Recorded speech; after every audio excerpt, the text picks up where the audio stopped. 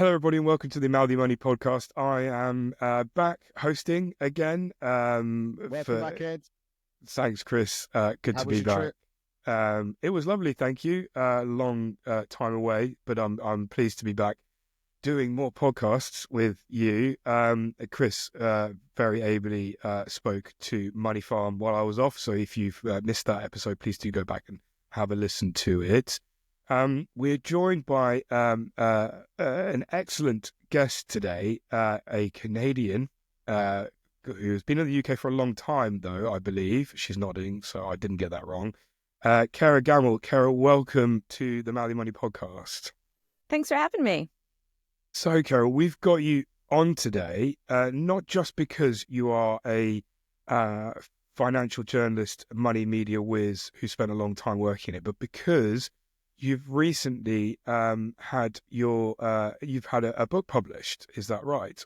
Yep, that's correct. Came out in January. And so we're going to be talking about your book today and what it's about and some of the kind of the most important lessons I think we can learn from what's in there. Before we do that, just give us a bit of your background. Tell us, who you. I've given a very brief there, but give it, who you are, where'd you come from, all that kind of good stuff.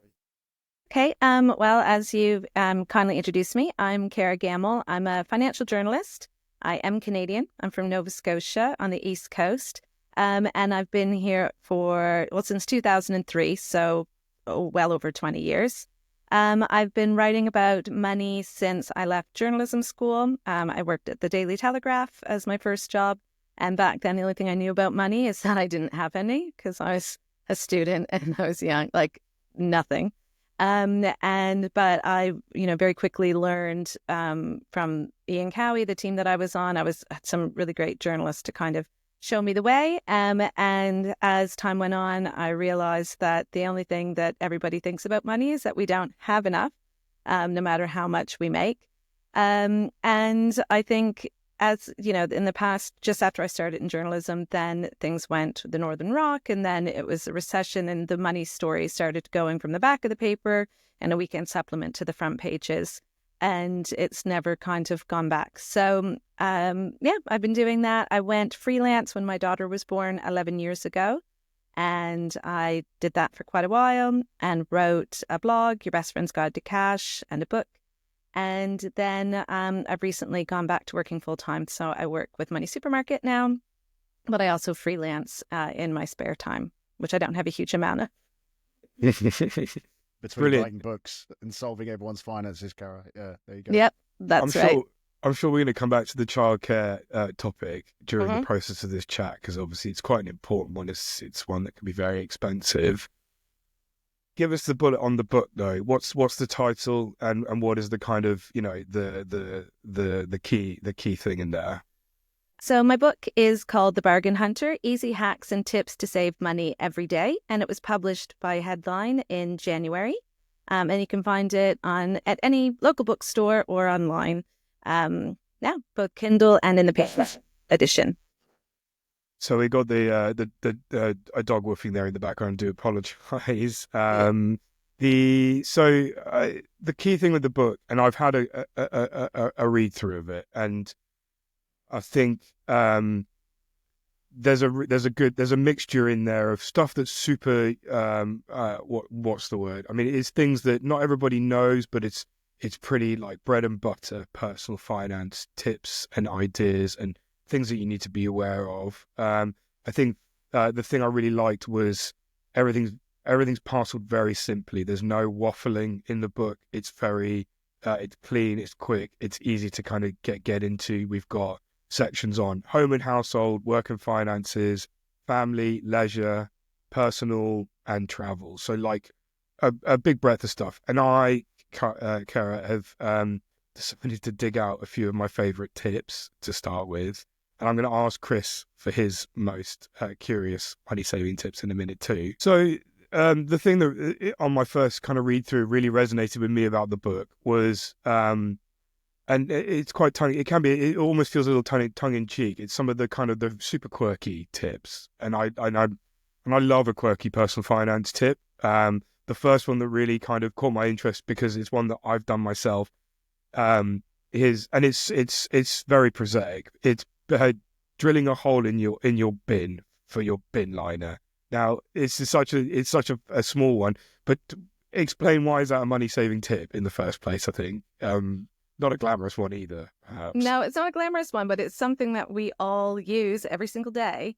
And the thing is with bins, when you put the bin liner in, the static electricity in the bin liner can make it stick. It doesn't go all the way to the bottom. It doesn't allow you to easily pull it out. But if you put holes in the bottom, it just lets a little bit of air in there that, changes the static electricity, and it just prevents them from ripping. Because I don't know about you, but there's nothing worse than when you pull the bin liner out, or the garbage bag, so I would call it, and the bottom just rips out, and then you have to double up another bag. And it's such a pain, but it really is a game changer. Yeah, it's not just money saving, it's patience saving, right? Yeah, absolutely. You're helping with my stress levels there, Kara, I think. Yeah. No, it's one of the most annoying things in Christendom. Yeah, no, I believe it. There's a few others in there that really resonated with me. So what the other one was, because we bought our house a couple of years ago and we've done painting in the house and that kind of thing. One which I'm going to go try, actually, because I have to go paint a room in a couple of weeks, is putting your paintbrushes in fabric softener. Like, who knew that would fix it, instead of having to go buy paintbrushes every time? I think that was a really nice one I liked. Free Lego magazine. Who knew that Lego give out a free Lego magazine? Wow, Amazing. Lego is so expensive. What, you can get free Lego somewhere? Talk me through this. Yeah, go on, Kara. It's a free magazine that you can sign up. I think it's 4 times a year, and you just literally sign up, put your address in there, and your child will be sent a magazine once a quarter with all kinds of Lego news and games and information in it. And my daughter is a bit older now, but she used to love it, because then there's also a real novelty for children to get something in the post now. So yeah, it's great, and it's literally, it costs you nothing.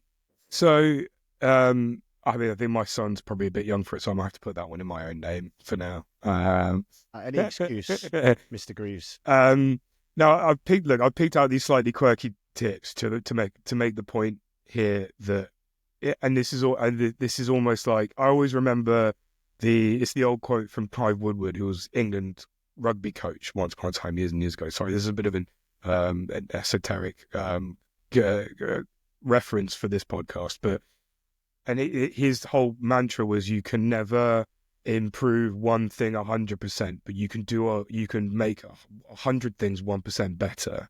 And if you do that, then it's just, and that's almost feels like the mantra of the book for me, is all these little things, you can make little changes, and that will add up to a big picture difference, right? Is that fair? Absolutely. I'm like, where's that quote been all these years? Because I did not know that, but I'm not a sports fan. But I'll be making a note of that. But that's absolutely it. And, I've been writing about personal finance for, a very long time. And then it was years ago, I think it was 2017, when I started writing a column in the Metro, which is called The Bargain Hunter. And it was just money-saving hacks and it was once a week, 10 things. And the amount of feedback I got from that column compared to all the stuff I wrote about pensions and investing for children and, the more serious topics was really astounding. And I feel like what it is that with personal finance and your own money, with inflation and the cost of living, everything really feels out of control. And after a couple of years, post-pandemic, where you think, I've cut back everything I can possibly cut back, and things are still increasing in price. Well, anything that you can do just around the house to save a bit here and there does add up.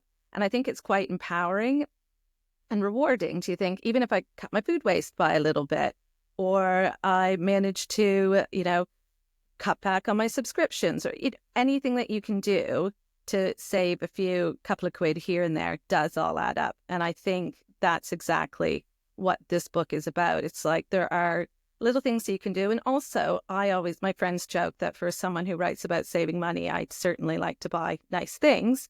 But I always say, well, yes, but I save money on my food shop. I shop in Lidl instead of Waitrose, because to me, an apple is an apple. But I do like nice towels from the White Company. So it's like, what you can save in some places to treat yourself in others. And you'll have where there'll be times where you're more flush, and you'll have times when, you know, things are a little bit more tough. But if you just have that kind of attitude to just do what you can every day, then it kind of helps you prepare for the future, for when things are a little bit, you need to make, you know, further savings. I think that's a really good point, actually, Kara, in terms of the control thing, the mindset, being kind of mindful around it. And I completely agree with you around the notion that things feel out of control to some degree. You can watch the news, you can log on to your pension or your ISA, and you can see, you know, a load of red, loads of things that feel completely out of your control. And while we talked about those things at length on the podcast about how try not to worry about it, try not to kind of get too het up about it. If you can take control of just little things, that's just a good mindful position to be in, knowing that if I do this, it will have an impact, and it will have a positive impact on my money one way or the other. And then over time, that can then compound into something that can be quite significant, which means you can treat yourself, like you say.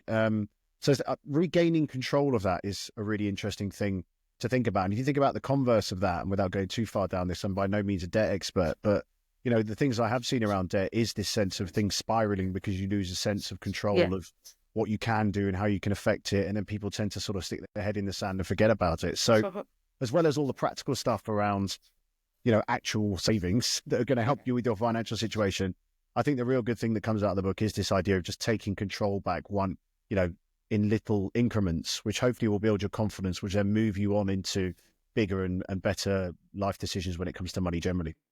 Yeah. And I think it's, you know, it's about feeling, when you feel empowered and feel like you do have a little bit of control, you're more likely to make positive decisions, again, with not putting your head in the sand.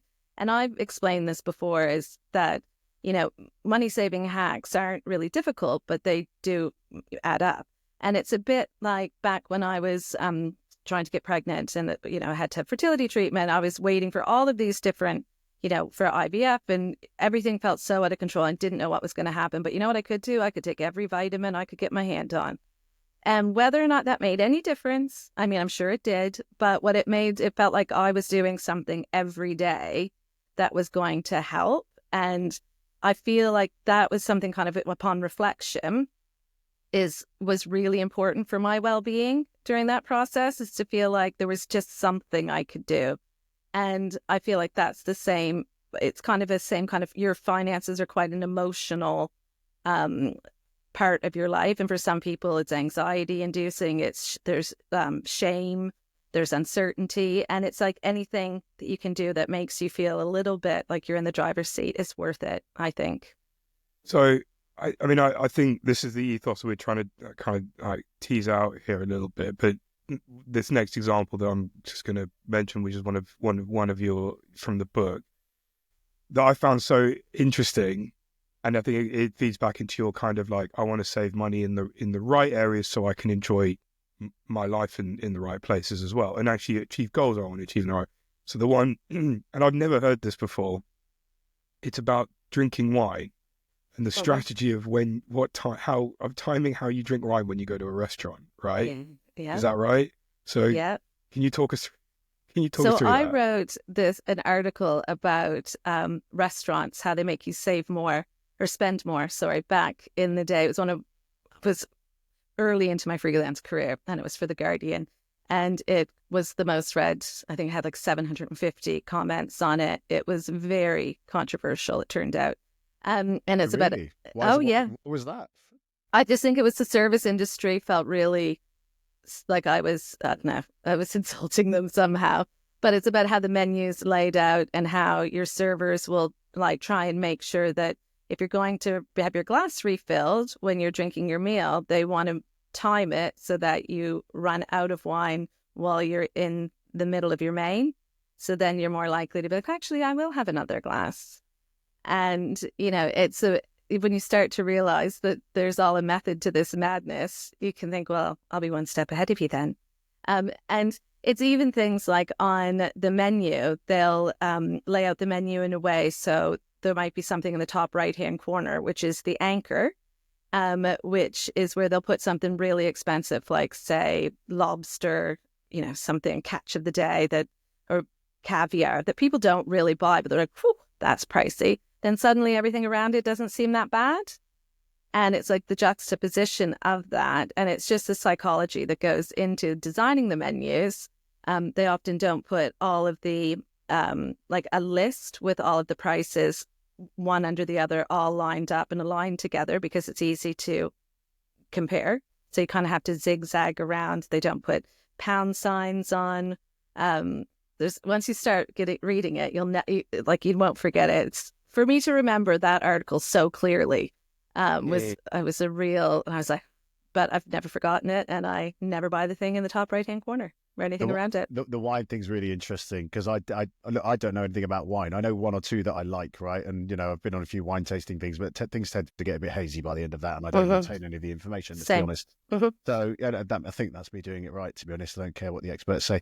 But I definitely feel like I'm being manipulated into a particular type of choice. With, like you say, that anchoring point is something I'd never really considered. Where the most expensive one just seems to draw my eye, and you think, is that something to do with me, or is that And then kind of work your way back, and you don't want to go with the cheapest, so you kind of find yourself somewhere in the middle. And whenever you ask a question, I always find that I'm not really satisfied with the answer. It's like I feel like they're edging me towards that more expensive bottle, or at least implying emotionally that if I don't go for something of that ilk, then you're kind of letting the meal down, So, yeah. Yeah, well, and you're exactly right with the wine list. They do tend to list the one with where they make the most profit in the middle. It's never the most expensive or the cheapest, because people never go for the cheapest. They'll go for the second cheapest, and those are the ones where they have the highest profit margin. I was familiar with that second cheapest. People tend to pick the second cheapest because they don't want to come across like a cheapskate by picking the house wine. Exactly. And but they're not going to buy the most expensive, and that's where the restaurant's making its money. Which, look, I mean, the service sector, we're not inviting people to write in and complain here, but the service sector is always in a hard time at the moment. They have to earn their money somehow, right? So they use some of these things. Well, and you're going to see they use consumer psychology across every. It's in your supermarket, it's at the restaurant, it's everywhere you go. It's at the pub, just the shape of the glasses for a pint glass, the way it's shaped makes it look like when you get down to the bottom that you're running out more quickly than you are because it's not wider at the top. Or when you are in the supermarket and things are the most expensive or profitable items are at eye level, so I would say if you're looking for a deal, look high or low, because that's where you'll find they want to have them on the shelves, but they don't want to make it that easy for you to find. Even the way they lay out the supermarket, where they put the milk in one corner of the store and the bread in another corner of the store and all the baked goods and the flowers at the front. So it smells wonderful when you walk in, but you have to go and zigzag through the whole shop floor just to get your kind of staple items. And that's all intentional as well. And those prices very seldom change either, like marginally, because most people know how much a loaf of bread costs or how much a couple of pints of milk cost, but you may not know off the top of your head how much, the frozen pizza or the avocados or, that you buy. So those are the ones that they can put the numbers up and down as they like. So I think, and this, and I encapsulate, and I think I agree with you on a personal level about the whole thing about, I want to save money, but I also want to enjoy my life and do good things, right? And I think that for me, that feels like a really positive message. Chris, I don't know if are you different to in that sense? I can't remember whether you're a spender or a saver in that. I'm a saver. Saver. Kara, when you're talking now, as I was just thinking of Peter Kay, eye level is bi level. That's all stayed in my head. But I'm a saver, Ed. So but I don't pay that much attention to what I spend. So it's a weird mix where if I were to give them, I'm not qualified in any way. I think definitely not to the same level you are, Kara. But I would say my biggest money saving tip is doing a budget, and that goes back to that control thing that we were talking about previously, or that sense of having some kind of influence on all of this. And I'll set parameters for which I'm happy to spend in. And then back to your point, Ed, I find I don't really notice when things kind of go up or down individually, but if there's a market change in the budget set aside for the grocery shop, then I'll do a deep dive every once in a while and just cut through and change what it is we want to do, or make a decision about the supermarket. We will make a collective decision, my wife and I, about the supermarket we go to and that kind of thing. So yeah, I'm not that, those kind of small things I'm really interested in, because I don't I don't pay enough attention to that. I'm not a sort of take care of the pennies and the pounds will take care of themselves. I'm more of like, let's remove some pounds from the equation, put them into long-term goals, and then see what happens with the rest of it. I'm not sure that's the best strategy, but that is what I do, being honest. I think that's actually that's one what of... Sorry, go on. sorry. That's kind of what a lot of people do. They think, right, we need to batten down the hatches, make some cutbacks around here. Everybody, the first thing they do is they look at the food shop. And yes, while you can cut down your food shop, there are so many other ways to save that you're probably already overspending in that you may not necessarily realize. So I feel like while it's always good to look at those kind of staple bills, it's always really useful to think, okay, well, we've done that now. We've just reviewed it in the last quarter. So maybe when's the last time I looked at my energy or my car insurance or my home insurance, which are big ticket savings, or even your car finance if you pay for your car monthly. How can you do that? But then also, if you're looking at your food shop, if you look at how much food we waste every month, which is my personal bugbear now, because there's only my daughter and I in the house. I'm a single parent. And, it's hard to eat up all of the produce before it goes bad when there's only two of you. And I just, every time I think if I'm throwing out something that we just haven't eaten, I might as well just crumple up a fiver and put it in the trash. And so I've tried lots of different ways. And I'm also not a cook. Like, I do not care for cooking. So it's not like I'm a foodie.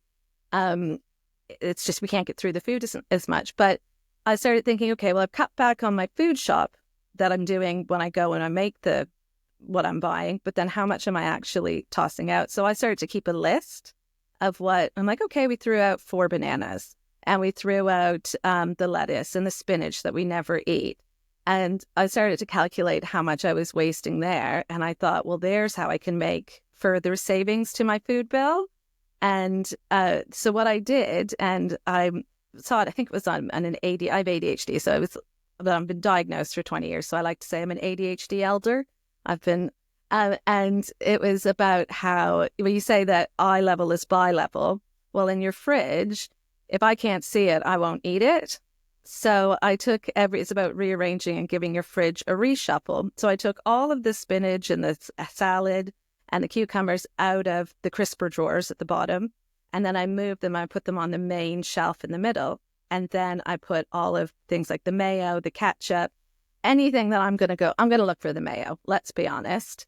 And I put that in the crisper drawers. And then suddenly, every time I opened the fridge, I saw all of this fresh fruit and veg to eat. And I was using it up and not throwing it out. And I did that 4 or 5 years ago, and I've never gone back. It's made that much of a difference. And people who are foodies will say, oh, the crisper drawer is there to keep your, the produce in the best condition. I'm like, well, if I'm not eating it, it's just going to go rotten, whether was crisp for a while. So I might as well do that. And it makes such a huge difference. And lots of my friends have actually done the same thing. So they're like, where's your ketchup? I go, it's in the vegetable crisper drawer. And once I explain it, they're like, oh, I'll try it at home. And it does make a difference, particularly if you have kids too. It's great because I have an 11-year-old going on 16 and she likes to help herself. So if all of the fruit is available, all the strawberries and the blueberries, when she opens the fridge, she's more likely to eat it. I mean, it's still a work in progress, but, little things like that do make a difference. And back to what you say about how you like to do a budget and you think, okay, well, I can see that we're creeping up in the food spend.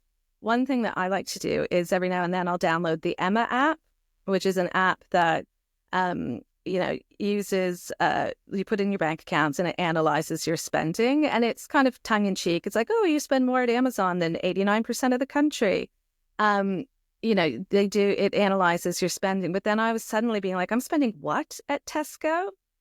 And I realized, well, there's a Tesco next to the office. And then there's the Tesco whoosh, because as a single parent, I can't go out when my daughter's in bed. So I'll have something in. And suddenly I was shocked when it analyzed how much I was spending. And I was like, okay, now it's time to look how much you're spending there as well. So kind of like I like to take a multi-prong attack. I find it frightening going to the supermarket now, and you'll buy 5 items and you spend £30 kind of thing. You have no idea how you've managed to do that. And the one thing we've actually done for the past couple of years now that's been great, and I'll name drop the company, and this also helps with the food waste as well, is we do Gusto delivery boxes, and that is great because you don't. The only thing about it is comes with quite a lot of packaging, unfortunately, but Yep. you buy meals for two people and it's Mhm. perfectly portioned out, so Yep. we don't waste any food at all. Because Mhm. and the thing I realized when I got married and we bought a house together and that kind of thing, you start to realize stuff. Sorry, else stuff in supermarkets is all designed for families of four, Yep. always like portioned so that you could feed four people quite easily. Like the one that Mhm. always gets me is like, you can only buy like a kilo of potatoes, and it's like I don't Yeah. need a kilo of potatoes. I Yeah. need like three potatoes or something like that. And Mhm. obviously, you can go to supermarkets where you can kind of pick three potatoes out and put them in a bag yourself, all that kind of thing. But sometimes that's just not convenient, right? So No. yeah, so And we do it's the not always cheaper either to no. buy things loose than it is. And because I've had the same thing with we're a 2-person household. And, it's about everything is, even recipes are for a family of 4 and again, I've said this before, I'm not a cook. So it's like, oh, it's a lot of math to do. And, you don't want to eat the same thing 3 nights in a row. My 11-year-old sure doesn't. So I do kind of, you know, whatever we have left over, I'll portion it out and put it in the freezer, which does come in handy if you remember that it's in your freezer. And one of my friends actually, and it's in the book, she's Canadian, has a chest freezer because I love a big old chest freezer. And she has a whiteboard above it because it's in her garage. And she writes down everything that's in the freezer. So she knows exactly what's in there. And it's such a good idea because you're like, okay, well, here's what we've got. She can just easily look. And then because oftentimes what happens with the chest freezer, I find you fill the bottom and you just keep putting stuff on top. And then if you never eat it, there's no point in having it in your freezer. You're then faced with a dilemma when you pull something out from 6 months out of date, but it's frozen. And there's nothing. I've been there before. Do we gamble on this? I'm not sure. Well, Canadians would say there's no this whole it must be eaten 3 months after you freeze it is a bit by the best before dates in the UK because the only thing it will is it will compromise in like the quality. It may not be as great, but it's not if it was frozen properly straight away, then you're going to be fine. I've never heard about this eat within a couple of months once it's frozen until I moved over here. So don't worry about it. But speaking of frozen veg, if you've got children, which you both do, and you have a lot of fruit and vegetables, you're always trying to like get them into the kids and a wide variety because you think, oh, the more colors, the more healthier it is. Well, one thing that I switched to a while back, because I was fed up of throwing out the broccoli, is I went and I made the swap to frozen vegetables. So basically, you can get a bag of sliced carrots, a bag of broccoli, a bag of literally everything. I have sliced onions, diced peppers, butternut squash, sweet potatoes, spinach, like I'm basically every type there is. Because what I can do is when I'm making dinner, I can the only thing is people say the broccoli isn't quite the same, but that's fine. I throw that into other things. Is you can just take out a handful of each item and then cook that. And so there is no food waste. And my cousin is a nutritionist at home, and I was telling her about this big money saving hack. She's always trying to make everyone eat healthier. And she said, actually, it's better for you because the product or the vegetables and the fruit are flash frozen once they're picked. So once they're frozen, then they're not traveling to the supermarket, which could take a couple of days. And the levels of antioxidants are higher. She gave me all the science, sent me loads of This stuff. this is something I've actually heard about with, and I actually saw something. This is going down a proper food rabbit hole now, but let's go there. It's better to buy frozen beef burgers because actually a lot of stuff that comes fresh in the supermarket, they have to put like some things they put preservatives with in order to make it last longer on the shelf. Whereas if you buy things frozen, like you say, with broccoli or a beef burger or something like that, they've actually just frozen it fresh, and the ingredients list is more simple. And that kind of thing is actually better. It's actually healthier in that sense.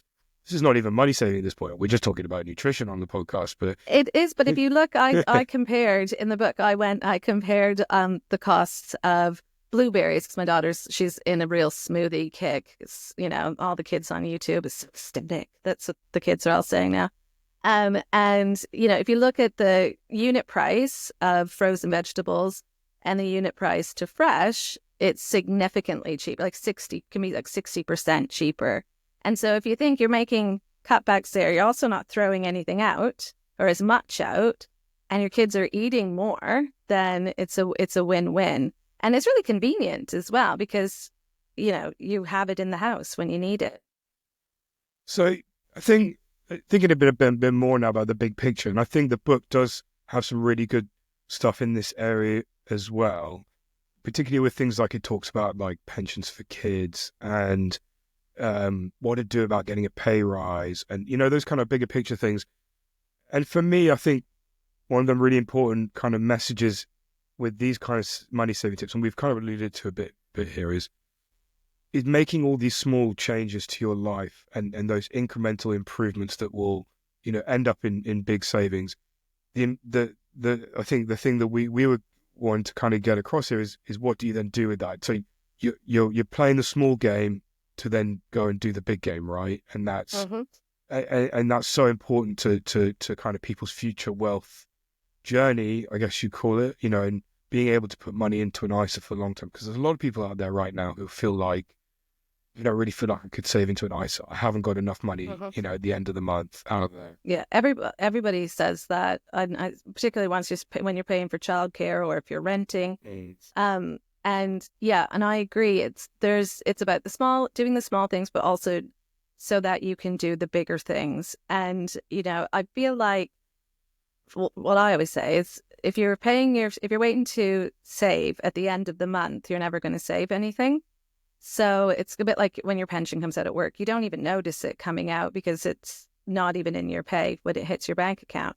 So for savings, I would say the first thing to do, if you want to save something, save anything, then set up a standing order and have that come out on payday. So when you wake up, it's already gone.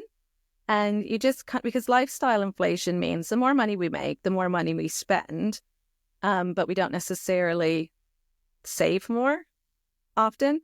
And I think that's because we wait until the end of the month. But money, you're going to spend what you've got usually, and things come up. And the great thing about savings is that it's unlike your pension. It's not locked away forever.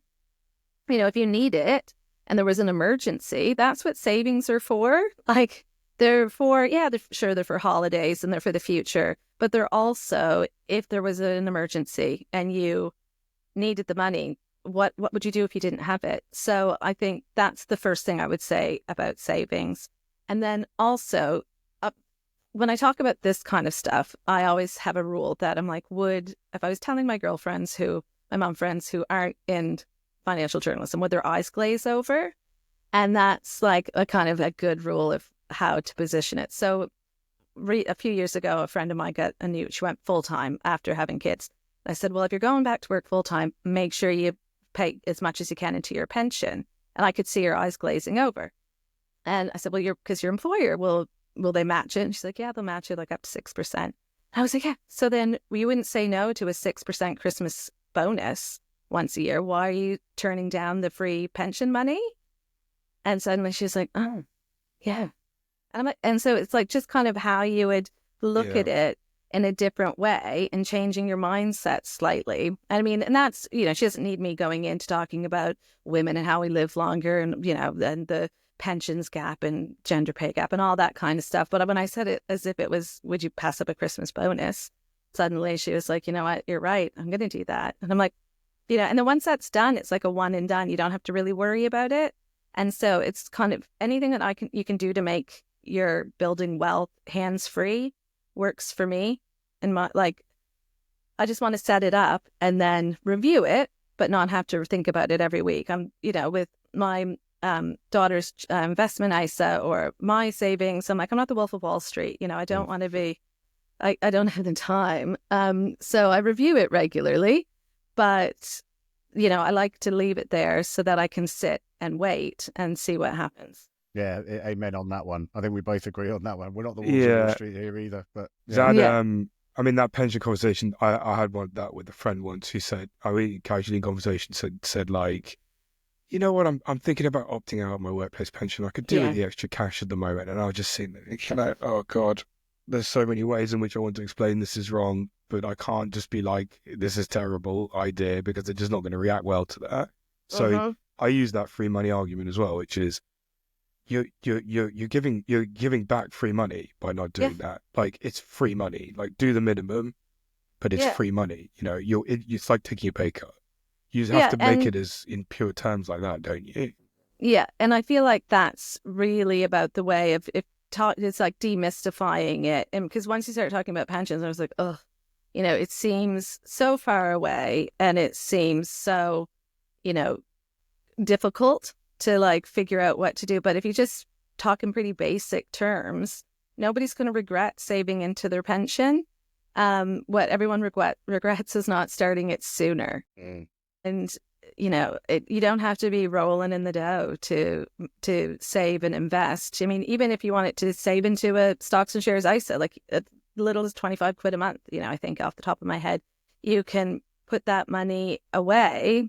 And the other thing I say about, because a lot of my mum friends, we were in the Telegraph, I did an article with some of the NCT mums, and because they were all saving for their kids in cash, and one of them just loved premium bonds.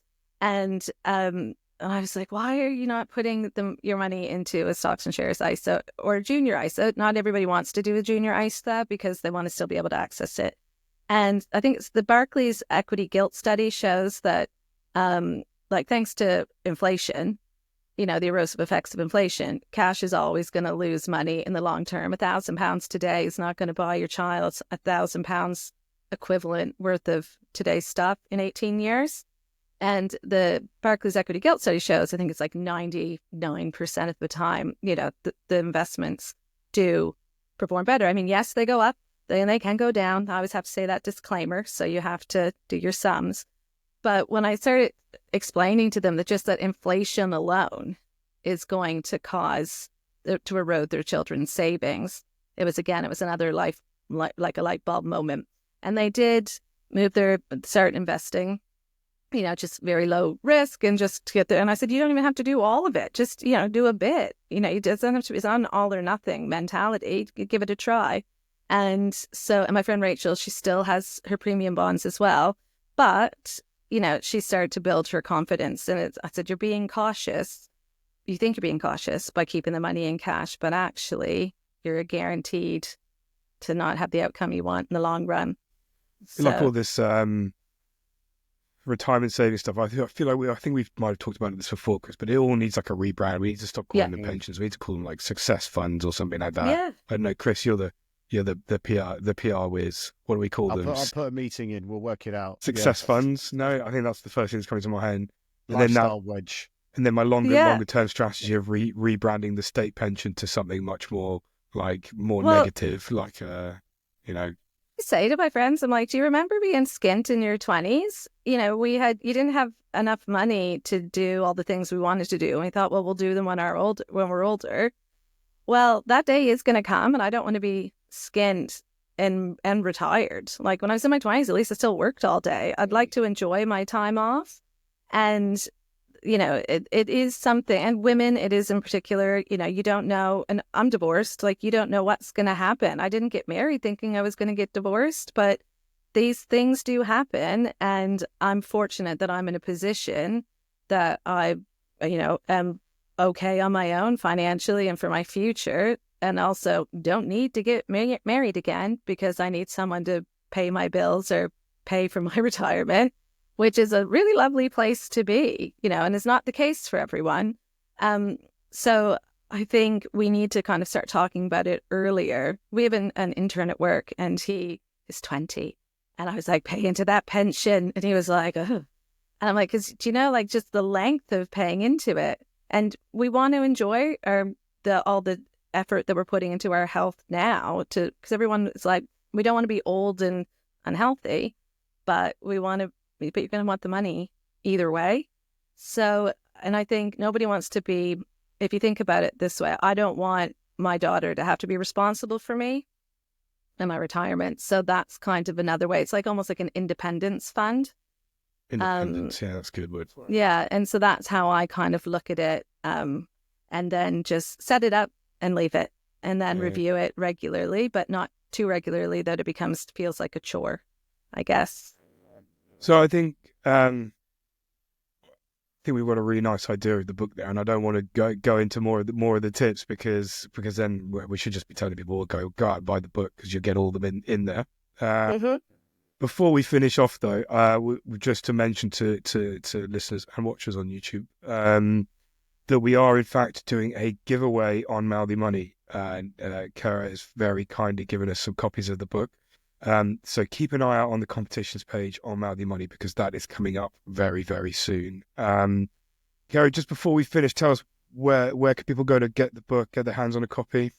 You could buy it at any bookstore, your local bookstore, online, at Amazon, anywhere where you normally would buy a book. And you can also download it as an ebook if that's more your the way you like to digest your media.